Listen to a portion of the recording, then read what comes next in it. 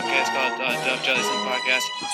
He probably doesn't remember this at all. Yeah, we work together. It's easy. This is kind of real. Like, holy shit. And so it's really cool to get to be a part of that. Hey, you know how it is, Bell. Hey, when you now tune into the biggest ever. We're not here just to take part. We're here to take over. I don't remember that. That's crazy. What's up, everyone? We're back with episode 129 of the Dub Jellison Podcast. And they have two very special guests, Danny Anthrop and Jackson Anthrop, two of the members of one of the most notable Purdue families, I guess. How you guys doing? Good. Thanks for having me. Yeah, no doubt. I'm super excited for this. But, I mean, like I said, you guys are probably the most notable Purdue family. Just with, I mean, 3 out of the 4 of you guys of the children going to Purdue, and then obviously both your parents. What was it like to have that family feel around? I mean, all you guys going to Purdue and being a Purdue family. Go ahead, Dan. Oh, you can go, Jackson. It's special. You always see, different schools with always like a family that you feel like someone's been there forever.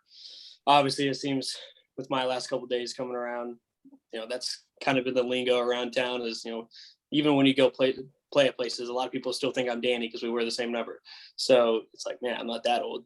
But at the same time, it's a cool feeling, especially when your dad went here and your parents went here, and then get to follow in your brother's footsteps. But, we can't leave out the oldest brother. He kind of started it all, 2-sport athlete at St. Joe's College. They are no longer around, unfortunately, but that stuff happens. But it was a great school, and he did a lot of good stuff there. And, he was kind of the one that built the foundation to where we're all at right now. Yeah, growing up, it was pretty cool. My dad, I remember freezing at Purdue games late in the fall, and he would take us to games. I know he used to work parking. It was like a fundraiser for our school and our church, so he would do that. And then he'd take us to the games. I think he'd get tickets because he helped park. So we went to basketball games, football games, all growing up. And then when my older brother Drew had the opportunity to walk on, he jumped at that opportunity, and that kind of opened up, I know, my eyes to the reality that we could play at Purdue. Because I know when you hear about your dad playing there, you're like, well, I mean, that was a long time ago, and things are probably different. And it kind of seems like folklore, right? Like, it doesn't really seem like something that happened. And then when you see your brother go and do that, it kind of opens your eyes to it. And then we had the opportunity to go to Purdue. Extremely thankful for that. It was a great time. I enjoyed my years there, and I've been really happy to see Jackson come along, and it's been a lot of fun. I remember when I was a freshman at Purdue, there were a couple games we had where I had a football game in the afternoon, and then I went and saw Drew play that night over in Mackey, and it was pretty surreal. That's super special. And I mean, yeah, what was that like for all you guys growing up? I have 2 sisters, so I never had a brother in the household. What was it like for you guys all beating up on each other and raising hell for mom and dad Anthrop? Well, Jackson was babied. He did not take the beatings that were really pushed upon me. He was the baby, so I was 4 years older than Jackson, and my older brothers were 3 and 4 years older than me. So there's quite the age gap between them and him. So where I was in the acceptable margin for butt kickings, I think he was a little too young. But I mean, it's just craziness. And like growing up, like my dad wasn't crazy. He wasn't like forcing us into all sorts of different sports, and like we didn't have like some training regimen or whatever. They spent a lot of time with us, like getting us in sports at a young age, but it wasn't insane. And I think something that gets lost a little bit, especially nowadays, are dogs going crazy in the background. People like specialize, and they do like the travel baseball, and they play more games than an MLB team. But growing up, like I would just do my normal rec league baseball, and then I'd do little gridiron in the fall. I just did what like other kids did, and my parents didn't press things upon us. I think that's important. They let us be kids, and that's how it went. Mm-hmm. Yeah. I mean, first of all, Danny was the one that always got in trouble growing up, especially around the house. He was the one that I always had to keep an eye on. And I was There's the a one role. Everybody's got a role. Yeah. Everyone has a role. That was Danny's role. My role was just get dragged around wherever we were going, whatever ball game we were going, I was going. I think there were 3 different sporting events that I probably attended with my mom or dad. But growing up, it was kind of funny just because, you know, Danny was the closest age to me.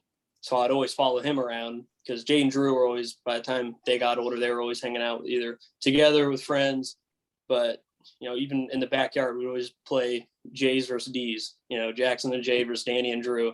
And the age kind of, you know, put us behind The the Jays were always at a disadvantage because they had Jackson. We were. It was a little unfair at times. Quite but, the handicap.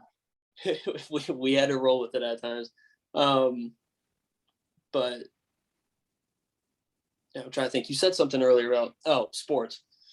Yeah, I think I saw a tweet earlier today. Honestly, there was one guy that was talking about how if there's someone in your life that's, you know, if you're playing multiple sports, you know, then they're hindering your chances of going and playing something in college because you're playing too many sports, you're not focused on a lot. And, you know, someone from our high school, they tweeted back and said, that's completely false. And especially at a small school like we went to, you only get 4 years to go out there and show all your abilities. And you really don't know how fast it goes until you actually go through it. And by playing baseball, basketball, and football, you know, Danny ran track and everything else. But when you do those things, you know, it trains your muscles. Like there's a lot of things that we do in football that if I didn't play baseball or basketball, you know, I wouldn't be the same athlete that I am right now. And I think Danny could say the same thing. Like the more you play, just more muscles and just you have better instinct to what's going on around you. I think a lot of that, because I see all the tweets and all the people saying like, oh, you should focus on one sport. And I mean, but then you look at coaches, like I remember like Nick Saban was big on getting guys that have played multiple sports. Someone that was in my life, Brian Clark, you guys probably don't know him, but he encouraged us to all play as many sports as we could. Just because, I mean, you'd always be in season, you'd always be in shape. I mean, there's no really harm, you know what I'm saying? It's just weird. And then you got what's pretty like something that I noticed, especially like being out of sports for a little bit, is like I had friends and I knew people that would play baseball year round, and they've only played baseball. And like the reality is, like Jackson and I were very, very lucky that we got to play beyond high school. The reality is most guys that play, most girls that play, their high school career is as far as they go. So why are you robbing yourself of the experience of you know, Friday night lights as a football player, just sitting in the stands when you have like a fall ball tournament that weekend, and you know that you play enough baseball for several people in your life growing up. Like I remember the amount of baseball games I played versus football games has to be insane, the ratio, because you play like the travel ball a little bit, and you have your rec leagues, you have your high school. But like I have friends that are like, man, I wish I would have played this, or I wish I would have done this in high school. And they were great athletes, and I think would have enjoyed playing with them. And I think that's something that people kind of lose. They lose the reality of, hey, you want to have a good experience, you want to be well-rounded.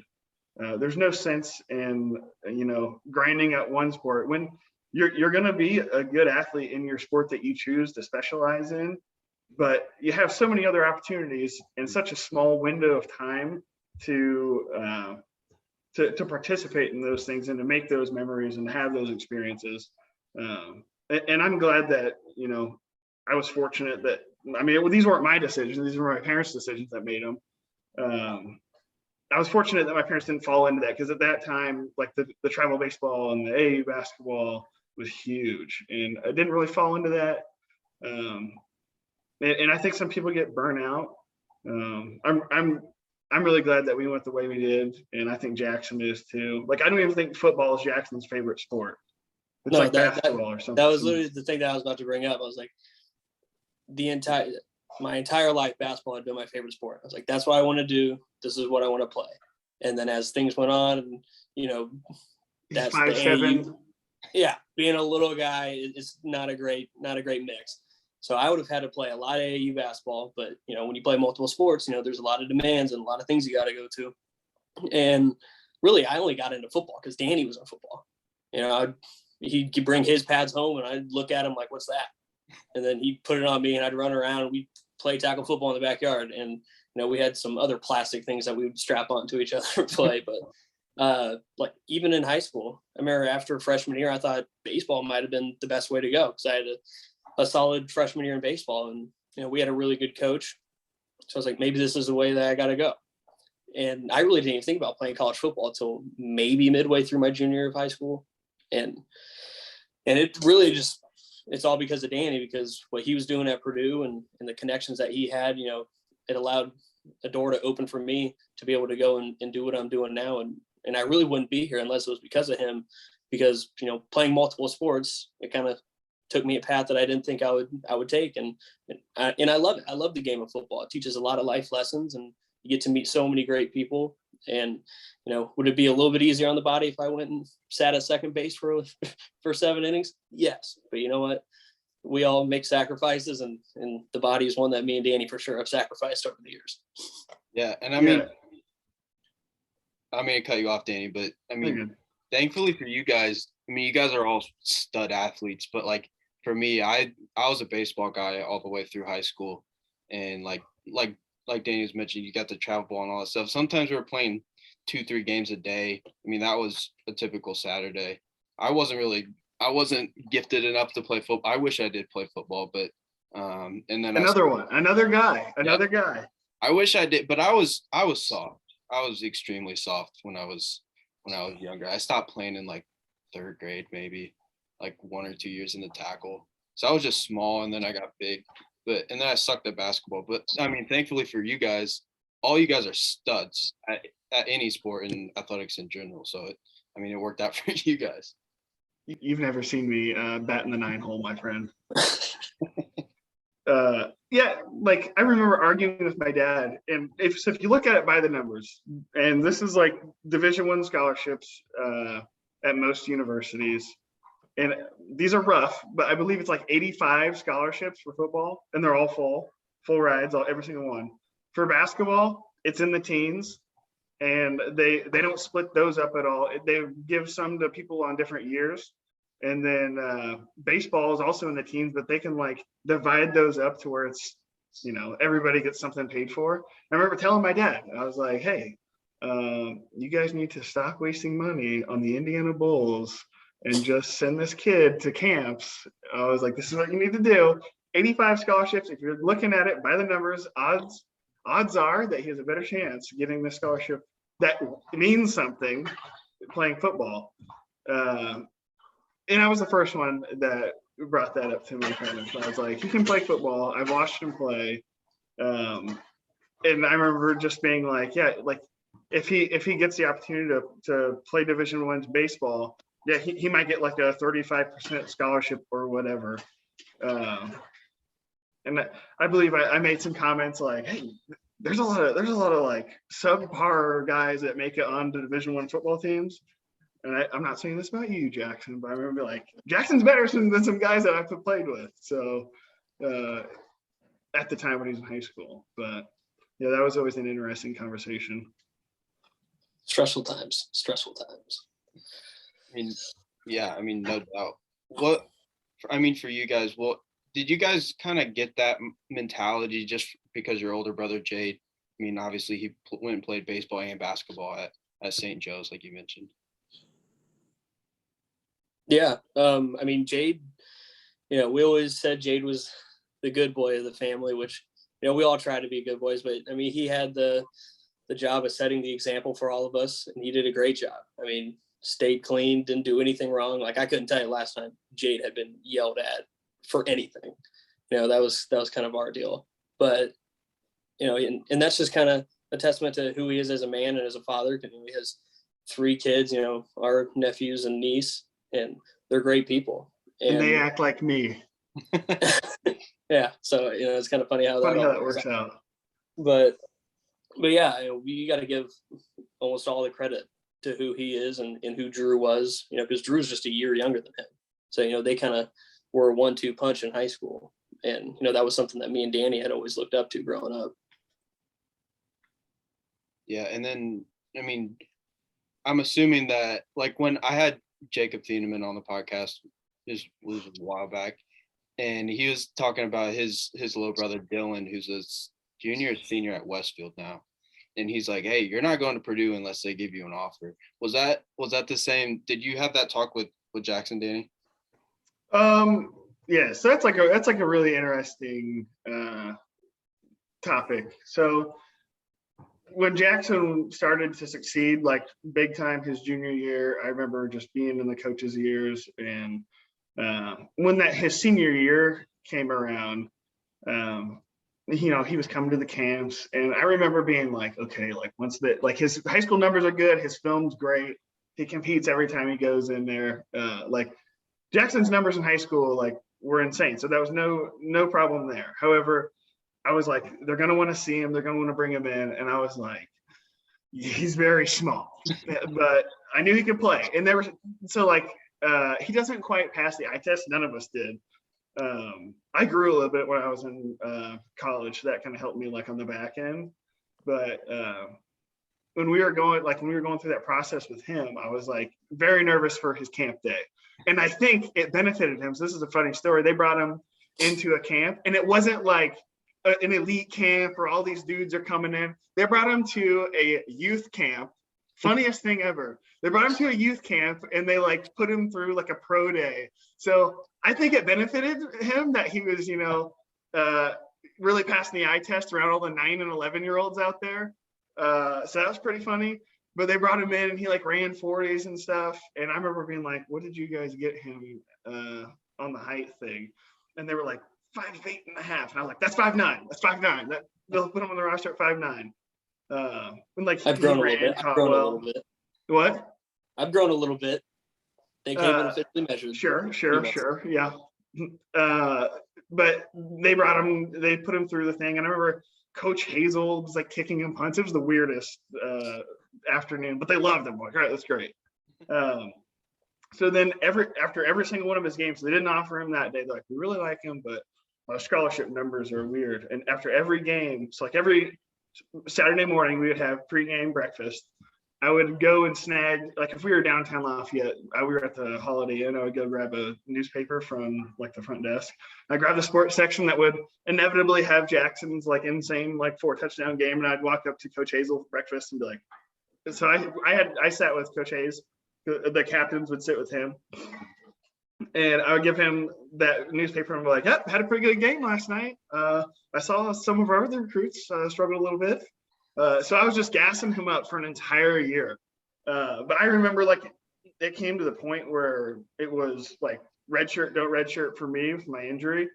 And they like sat me down and they're like, these are the scholarships that we have available. We had 9 seniors, something like that. Like we have 9 seniors outgoing and we want all these guys. And here's our needs. We need O-linemen, we need this. And like, here's the guys that we really, really need. And then here's the guys that we want. And then I don't remember the specifics anymore, but they had like this chart, and the way it kind of fell out, or they made the math roll out, was Jackson was like the 10th guy that they wanted to offer, and we only had 9 scholarships if I was going to redshirt.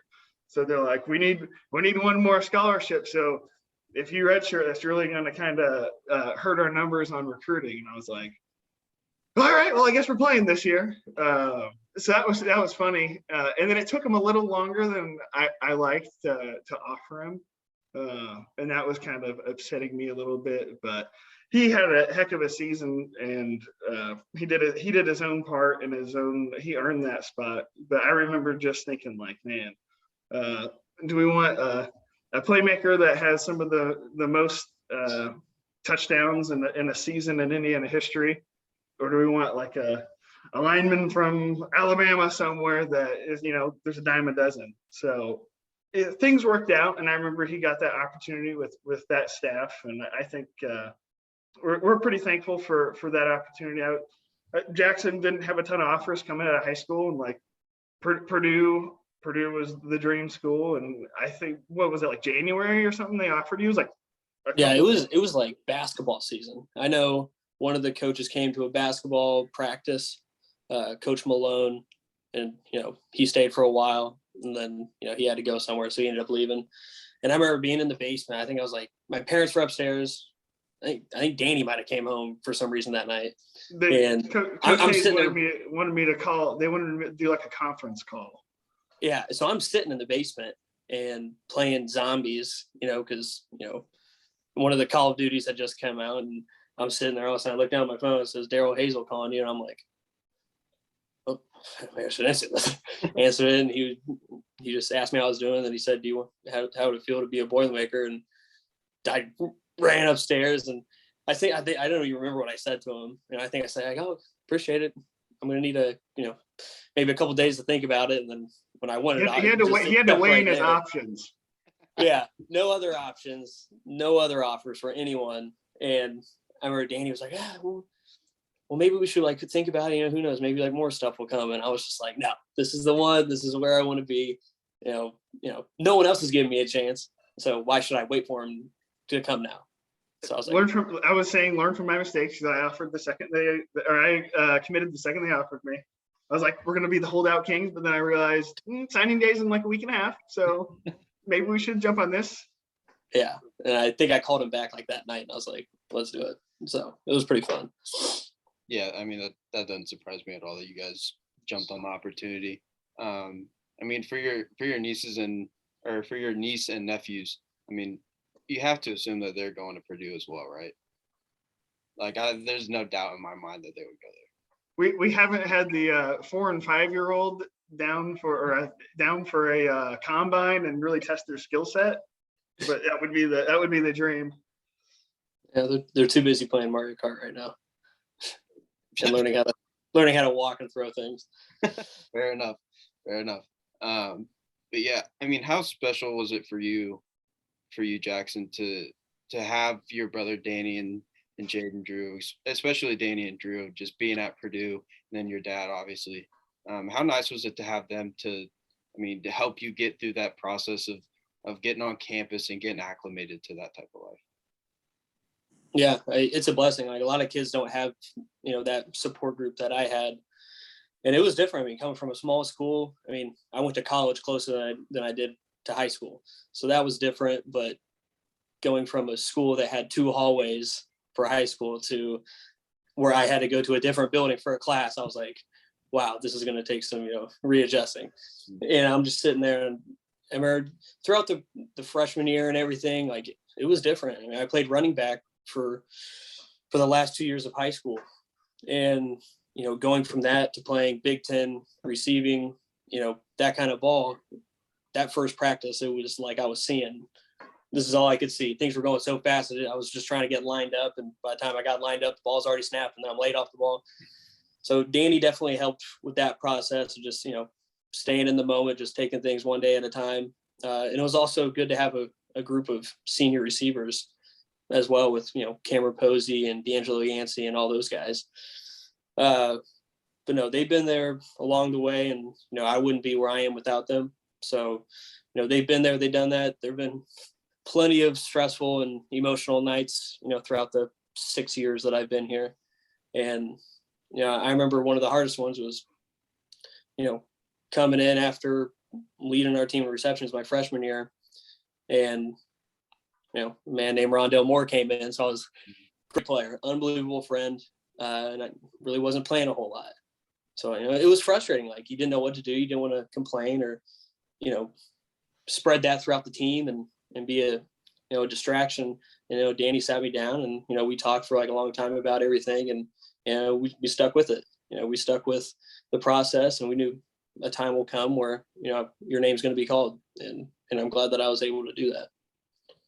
Yeah, I was about to say, you came in freshman year, killed it, and then Rondell comes in, David Bell comes in. How hard was it for you to kind of accept that ultimately you're going to play second fiddle to those guys? Obviously, David Bell might be a first round pick, and Rondell's in the league right now. Yeah, it's not very often you have 2 All-Americans in your own room. So there's not a whole lot of balls to go around, but in Coach Brom's offense, when you throw it 65 times, there's going to be plenty.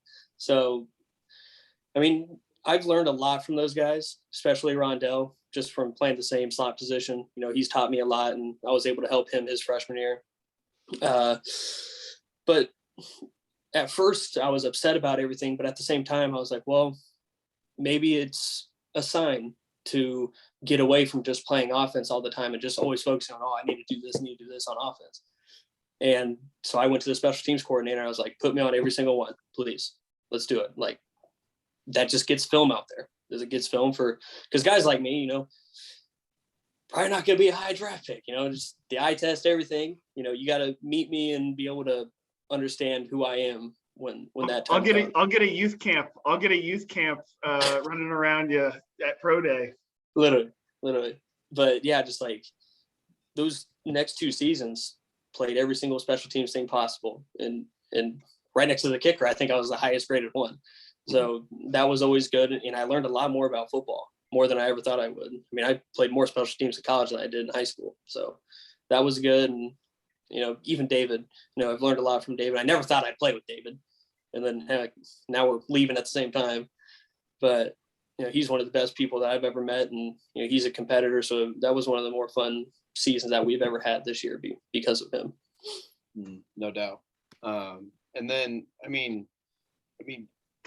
talking about this whole transfer portal thing and everything, obviously we've seen Purdue got 3 or 4 guys today from the portal. I mean, you could have been a guy that decided, hey, I want to get more playing time, whatever, gone somewhere else. I mean, did you seriously consider that?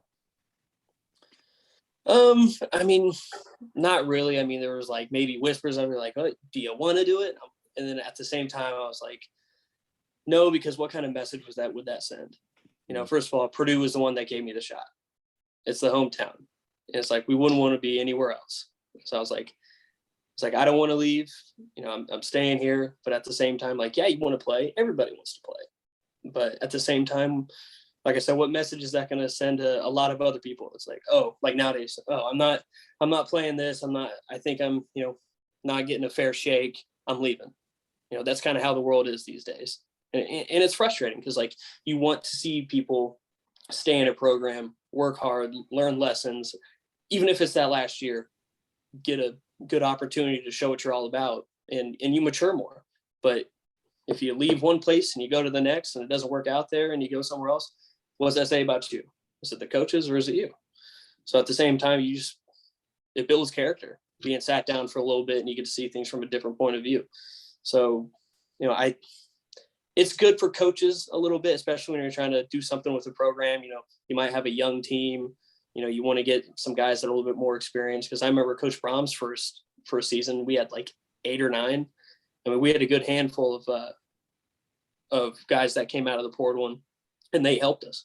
They helped us right away, and they were a big part of what we had that year in winning the Foster Farms Bowl. So that's just my little 2 cents on it. I'm sure Danny might have his own. Yeah, no doubt. I don't know where. Oh, he's back. I was trying to. I had a dog emergency. Oh, you're good. I mean, how much of a sibling rivalry is there? Just I know when I first talked to Danny about having both of you guys on, he's like, "Yeah, man, I'm gonna rip on Jackson," and then he gets here and he hasn't ripped on him at all. But hey, I compared him to looking good around juveniles, kids. I don't know. I'm just messing with you, but. I mean, how much of a sibling rivalry was it? I mean, just for you guys, and how both of your careers kind of played out at Purdue. Well, so if you want by the numbers, I would have to go back to my argument that I had prepared a long time ago that I don't remember.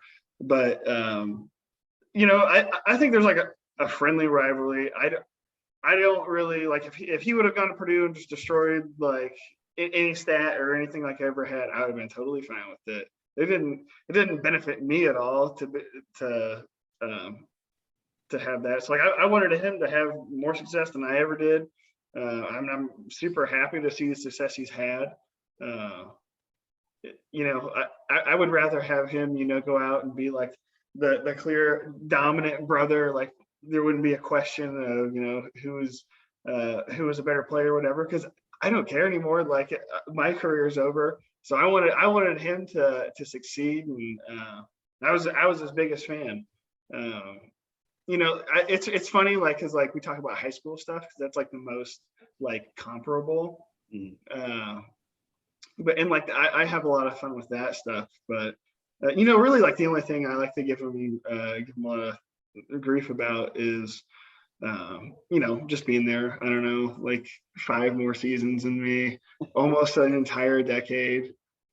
We made it to an Anthrop with 30. We made it to an Anthrop wearing 33 to literally 10 years because of him. I was in and out of Purdue in 3.5 years. You're welcome. Yeah, I mean, Jackson has been there for quite a long time. I mean, he was there back when I want to say junior in high school. Was his freshman year, if I'm remembering correctly. But I mean, your guys' stats are pretty comparable. I don't know if you've looked at it. I was doing a little research before. I mean, you guys both have over 100 catches. You guys are both just above 1,300 yards, and then Jackson's got you beat on touchdowns.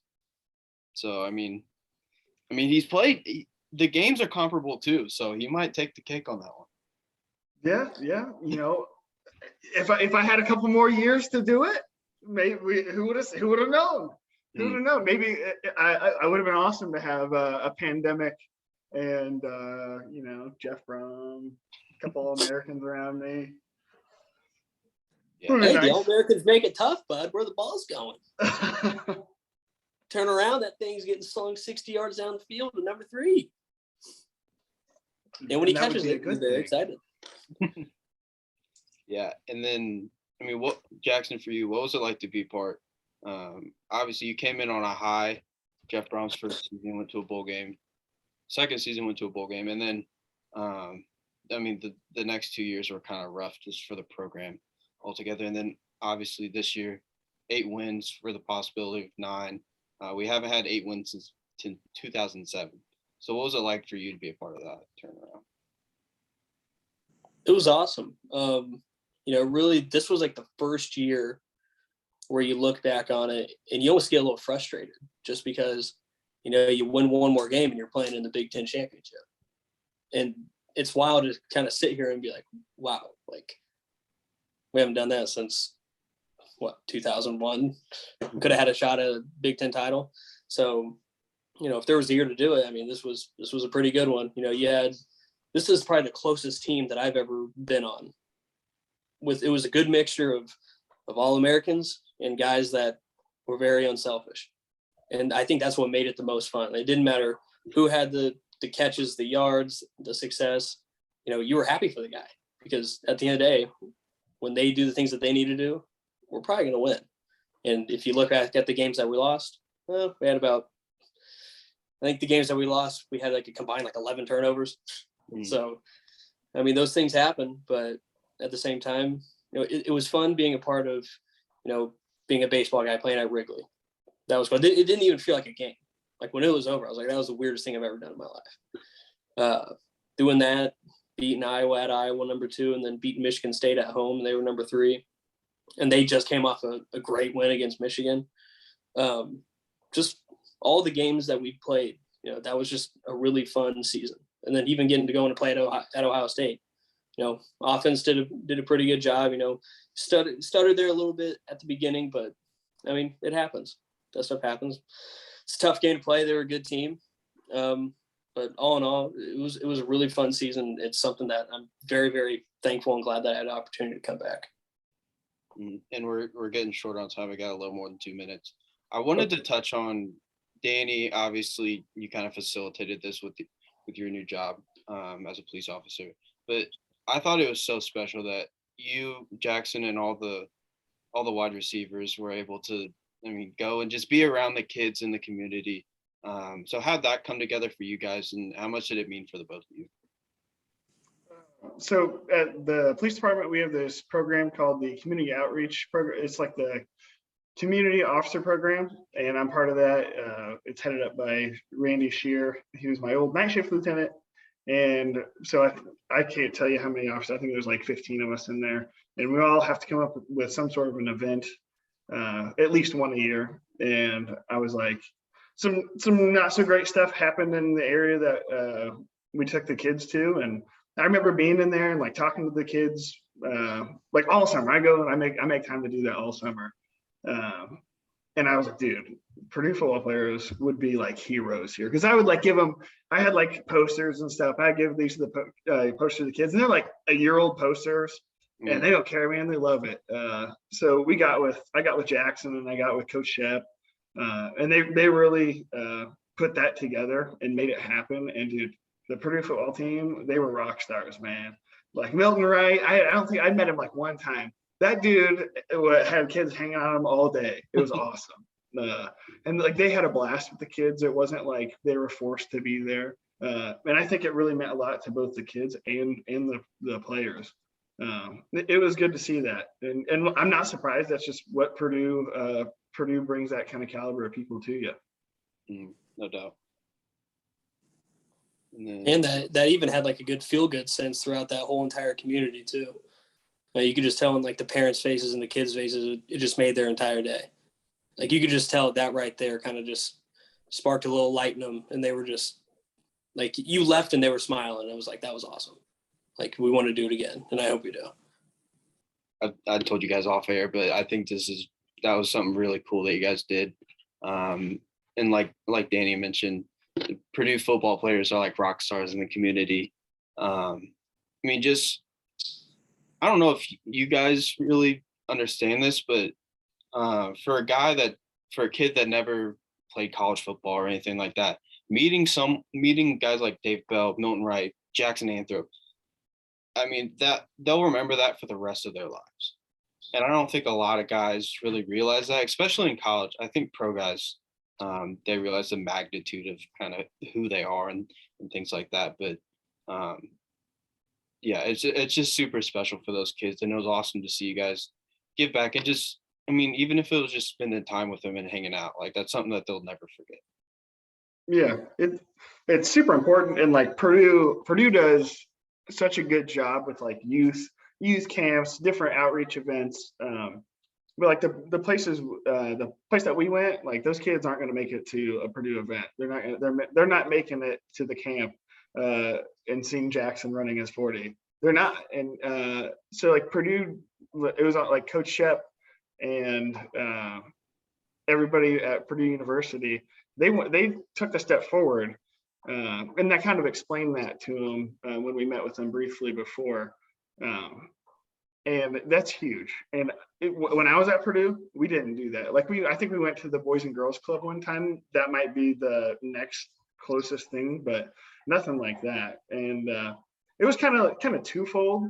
Like after the year that we had with issues with public relations and law enforcement, to see high character guys in the community, the leaders in the community, the Purdue receivers, Coach Shepard, J. Mike, all those guys, seeing them work with us and, kind of going out on a limb on their end, and showing these kids like, yeah, like the policemen are our friends, and like the Purdue football player are your friends.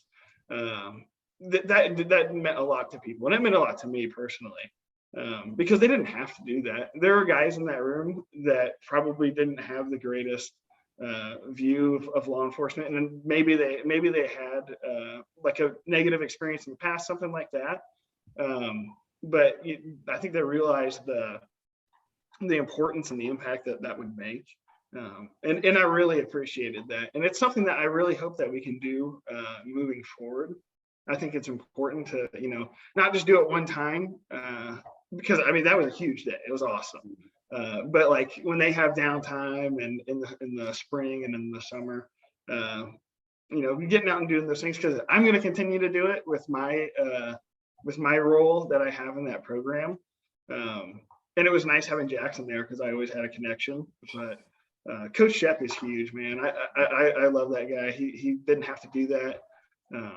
And I think they're kind of all in on that too. So it's something that we'd like to see more of going forward. But what an awesome opportunity we had, and I think it really left a big impact.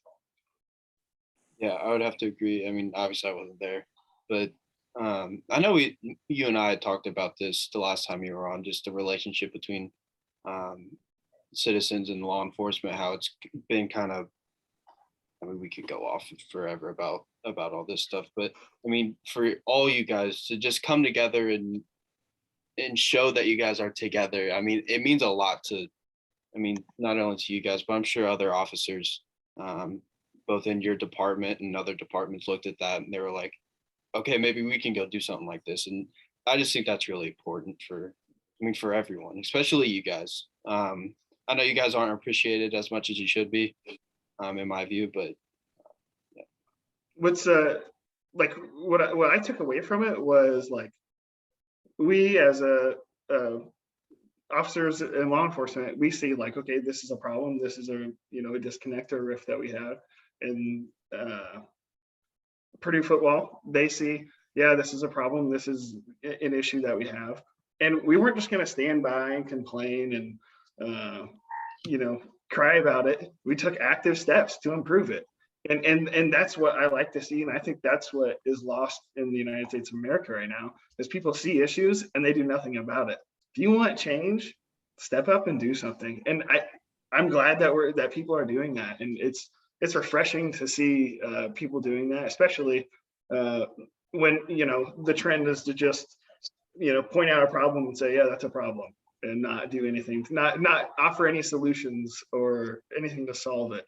And that's just Purdue University. That's Purdue football. And I'm very proud. That was the most proud moment I've ever had as an alum. It wasn't beating Ohio State. It wasn't beating Michigan State. It's not going to play Tennessee in this bowl game.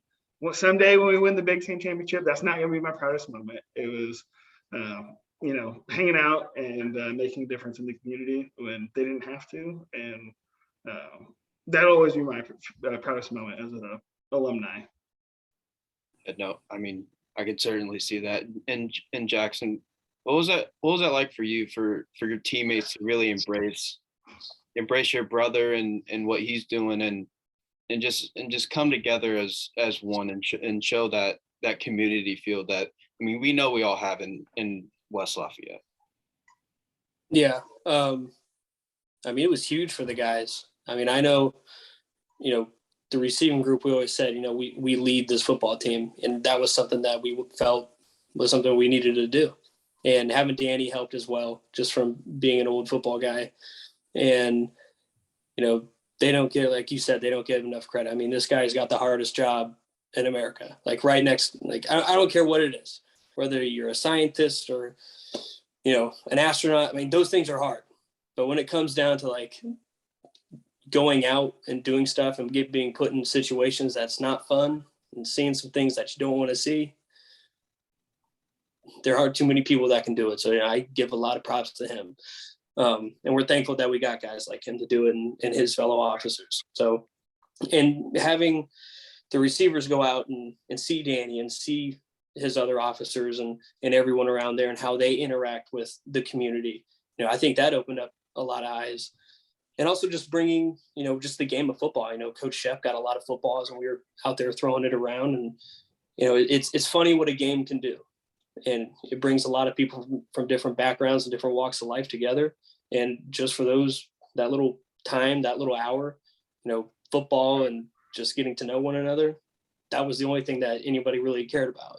Nothing else really mattered. And then when we left, people kind of went off and went back to their lives. Well, everybody's dealing with something, but right there in that hour and a half, it was just smiles and laughing, and it was really something to see. Mm-hmm. And then for Danny, I know Jackson will be moving on, and we'll talk about that in a minute, what your career holds. But for Danny, are you looking to kind of keeping that going and maybe make it like an annual thing? Yeah, I would take advantage of that opportunity. I would do it every day if I could. And that's just something that, like, I have a lot of connections at Purdue now. Like, I talk to Peyton Stovall a couple times a week. And he's a leader at Purdue, and he's a leader from Lafayette.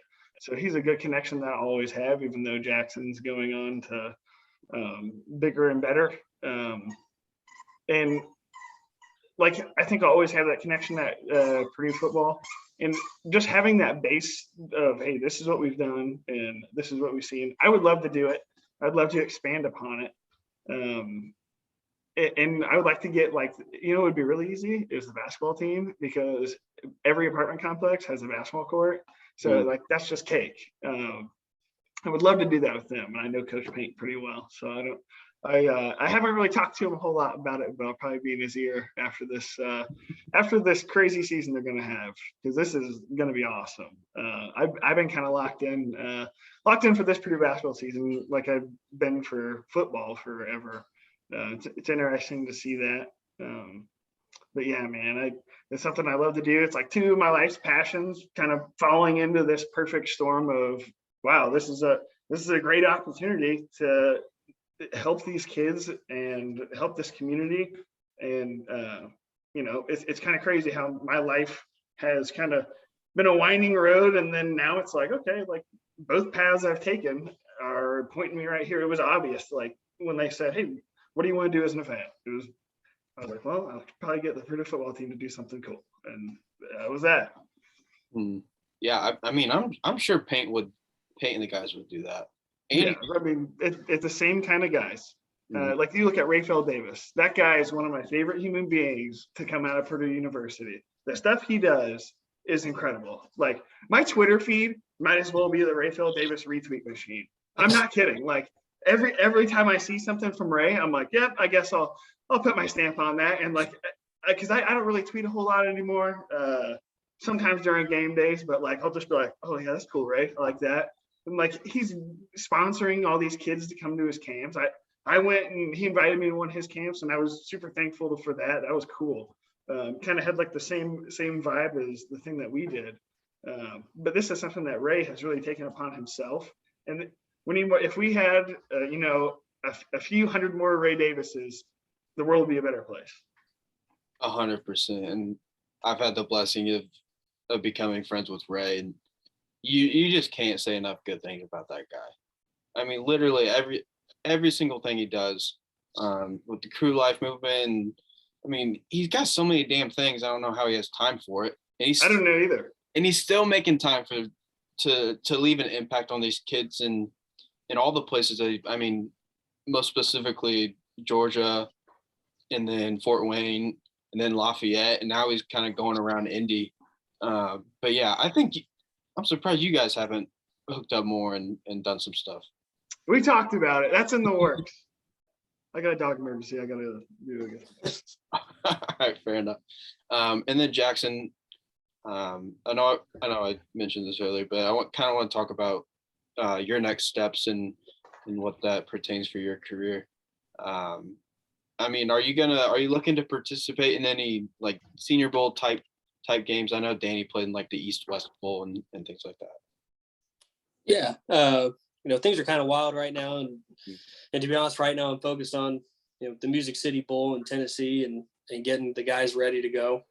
But after that, I've talked to Coach Shep and everybody just to kind of pick their brain on what they think the next best move should be. And right now it's just playing this game. And, it would be cool to go playing in a Senior Bowl somewhere. That opportunity hasn't come yet, but who knows? You never know when and where it's going to come from.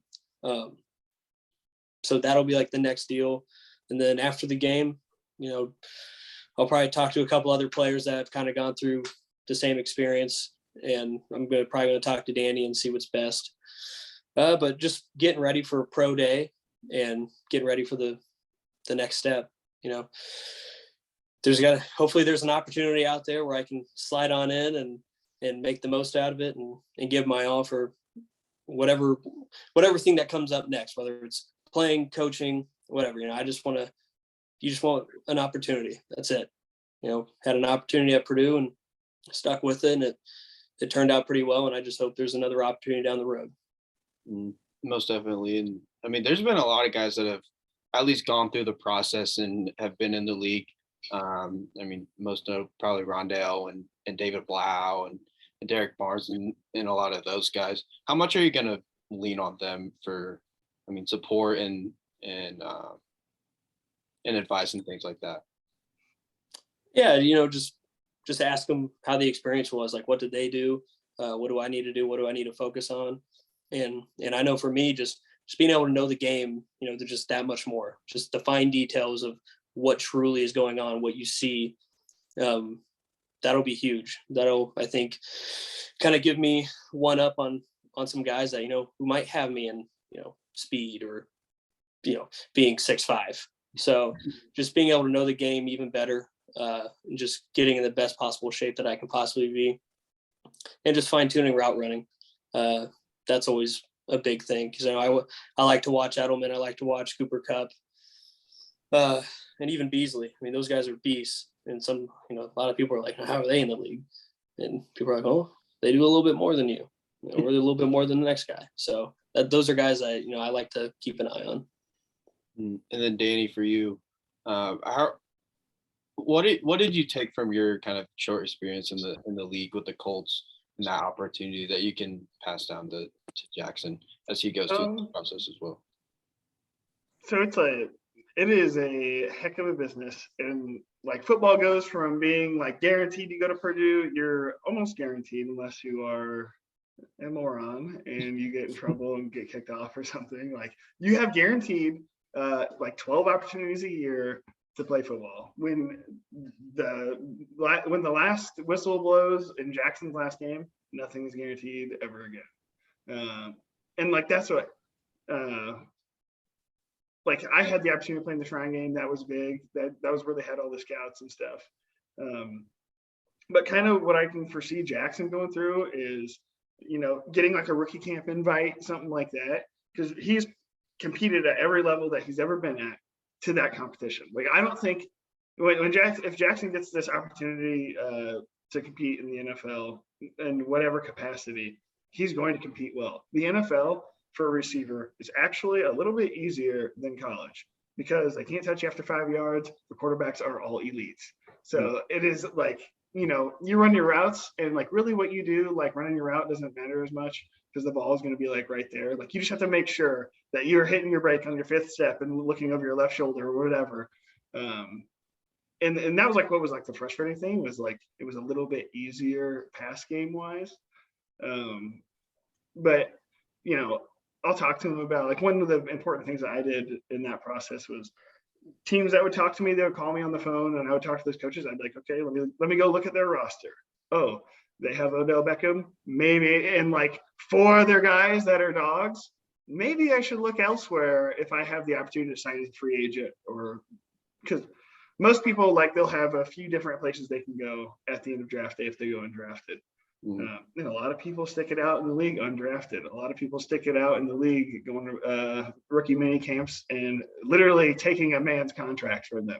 Like I remember at the Colts, there were guys that came in at rookie mini camp and they made the 90-man roster after rookie mini camp. Man, there's the linebacker. I want to say the linebacker that passed away in the like Uber accident.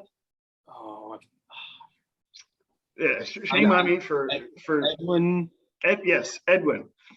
Edwin, I believe, is one of those guys that came in rookie minicamp and balled out, and he hadn't played in like 2 years. His story was crazy. I remember talking to him. He was across the hall from me in the hotel that they housed us at. And he was like, yeah, man, like he worked for like a he was a pizza delivery man for like 2 years. And he got that opportunity and dude, he balled out in rookie minicamp and they gave him that opportunity from what I understand. Cause it was like a blur, like Jackson described, like at Purdue, like when I got down there, like people are getting released, people are getting signed. And I'm just like, well, they told me to come back today. So that's good. It's a crazy league, but I foresee him if he gets that opportunity, and I think he will. If he gets the opportunity to go and compete somewhere, he'll compete. There's not really a question of if he can do it. It's just the opportunity's got to present itself. And the next opportunity he has is against Tennessee and Nashville. So that's what we got to look forward to. Control what he can control, because there's a lot of stuff that is out there and you can't do anything about. You can't let it eat at you. I hope when his process is done, he for me, I was like, I like didn't watch football for a while. Like I was really happy that I had Jackson at Purdue to like still love football because the whole process wasn't great for me. But it was cool still having like some sort of form of football to love at the end of the day. And I think I always will. I love the Boilermakers, man. It'll be a little different, like not watching like a family member out there. But that was cool. That was like, it made it easier for me to step away from the game. And I haven't been to a football game with Jackson to watch Purdue since like 2011. Like insane. It was like one of my recruiting visits in 2011. We haven't watched a Purdue football game together. Yeah, that'll be cool for both of you guys. 10 years removed. And then last thing before we wrap up, obviously, like we've mentioned a couple times here, Jackson, you and the guys are playing Tennessee in the Music City Bowl. So what's that preparation been like, and how do you see that game going? Yeah, obviously, I mean, practices right now are mainly just focusing on what we're going to do. I've looked at them a decent amount, and they're a good team. Are they Auburn from a few years ago? I don't know if I would say they're that. I mean, Auburn was a preseason number 5 team with 3 D linemen that I had taken in the first round, and they played in the bowl game. So they're pretty good, and I think their quarterback went to the Patriots. So are they the same team? No, I would not say they're the same team, but you know what? They're an SEC tool. And what's that mean? They're big and fast. So that's something that, you know, always has a challenge. They're stout up front. They've got good guys that you need to get on when we want to try to get the ball going on the ground. And I think their best corner, I believe, opted out. So take that away, and, you know, they're a good team. They're physical. They like to get after, and we're going to have to be on our A game, especially with David and George not playing. You know, when you take 2 All-Americans off a team, it hurts a little. But you know what? That's just how it is, and young guys are going to have to step up. And even the older guys are going to have to take a huge role and put a lot of things on their shoulders and carry it on throughout the game. And it's going to be interesting because bowl games are always interesting because you have like almost a month to prepare for them. And, you know, coaches are out recruiting, you know, you don't see them for a week and a half. So, you know, really we're just kind of focusing on ourselves, getting down what we want to do. And then within the next couple of days, we're really going to dive into what Tennessee likes to do. So that was just my first impression of them. You know, they're a good football team. They're very good on offense, and they got a lot of good dudes on defense. So, you know, we're going to have to be on our A game, but I know everybody's going to be excited to go down there and have another shot at the Music City Bowl. I know a lot of people on Twitter specifically. I mean, they were ripping on David and George for opting out, which, I mean, do whatever's best for you. What was the feeling in the locker room like to know that those guys probably weren't going to play in the bowl game just because, I mean, that's probably the smart thing. Like you saw what happened to Jalen Smith. It's probably the biggest example of it. What was the feeling? You took those words out of my mouth, Dub. You look at Jalen Smith, a generational talent, insane. And I remember like watching him in high school. I was a year older than him. I was like, man, we kind of played like similar positions or whatever. I was like, he's pretty good. And I played against him when he was at Notre Dame a couple times. And I was like, that guy's elite. he is literally a freak of nature. Like just as fast as me, way bigger than me. Insane. He plays in his bowl game. I'm sure people were hyped about that. And I bet he probably thought that was a good decision. And you know, he was kind of like invincible, really. Like before that, I don't know if he had any injuries like that. But think of like in hindsight how bad that was for him, because I mean he ended up having a great NFL career and was a great linebacker. But obviously when you have significant nerve damage in your knee, like that's going to affect you. Okay. And you look at like anybody that criticizes David and George for not doing that. You have such a small, it kind of goes along with like, oh, do you want to specialize in one sport and like miss out on opportunities? They risk that bowl game, and then they can't go to pro day, then they can't go to the combine, then they can't do this and that. Then they look bad on the team's medical chart when they come in for the visits. That could affect them, and most athletes have a very, very short opportunity to really cash in on their talent that they've worked their entire life for. So if I was them, I would play. That's because I am an idiot. And I would, like, I do not make good decisions with my body, right? So it's like, okay, one more game. Yeah, what's the worst that could happen, right? You could tear your ACL and you could miss out on a lot. I mean, people drop. Like Jalen dropped like the third round, right? I think. And I'm glad the Cowboys took that chance on him, because in the end it paid off for him. But dude, people that criticize them, They don't know. It's an ignorant mindset. It really is. And I'm the guy that's begging, that would love to see them play. I would love it, but I wholly support them in the decision, and I understand why. People that are mad, dude, you have the potential to make several $1 million. Do you risk playing this game? Yeah, and you hit it right on the head. But yeah, people that get mad about it, they don't know. They don't know the person. They're Twitter warriors who maybe, I don't know, they want to throw some money down on a game, and that if George and David aren't playing, that might cost them some parlay that they got going on. And I mean, if you know the person, I mean, there's some people that they work their whole life for just that one decision. David worked, George worked, all the way up to that point where, you know what, we got the bucket back. Now it's, let's go make a lot of money for our family for generations. Like this, it changes everyone's lives. It doesn't matter if you're a family member or what. I mean, you're good. You're good. And then you do that, you're healthy, you get what you need, and at the same time you go out there and you live it and you play as long as you possibly can in the NFL. So yeah, I agree with Danny. Like, it would be different if you're playing for, the Big Ten championship and then a national championship. Like, clearly, in those bump guys' draft stocks up. If they go and ball out in the national championship game and the playoff games, you're going to get bumped up a little bit. But at the same time, and I'm not saying all these other bowls aren't important, because they are. They're huge. They're huge for the program. They're huge for the fan base, everything. But when it comes down to a personal decision to make millions of dollars for yourself for a lot of hours put in, you do that. And it gives another guy another opportunity to play that might not play as much. No doubt. So, and I saw a lot of people talk about, like, oh, so what's next? Someone's going to opt out of the NCAA tournament. And I was like, okay, those are two completely different things. Yes. I mean, like you said, the bowl games are a big deal for schools and their fan bases and everything.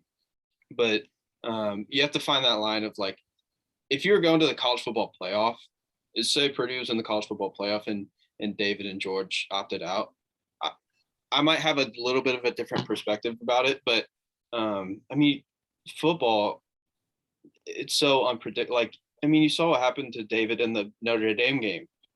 I mean, thankfully he got up and obviously had a great season after that. But you just never know. Like, that hit could have ended his career. Obviously, fortunately, it didn't.